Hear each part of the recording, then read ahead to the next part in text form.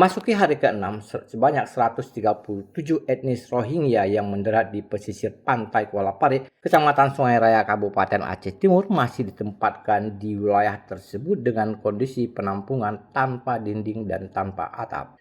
UNHCR Indonesia saat ini tengah berkoordinasi dengan pemerintah setempat terkait tempat tinggal, sanitasi, MCK, dan kebutuhan-kebutuhan dasar lainnya untuk para pengungsi Rohingya sementara waktu.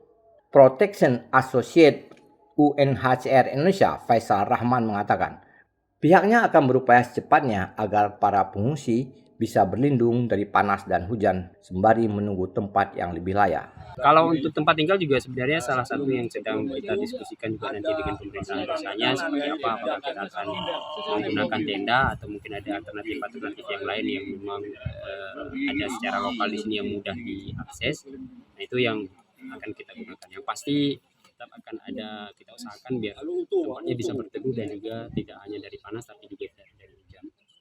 Dari Aceh Timur, Celino Vita melaporkan untuk Peja TV Aceh.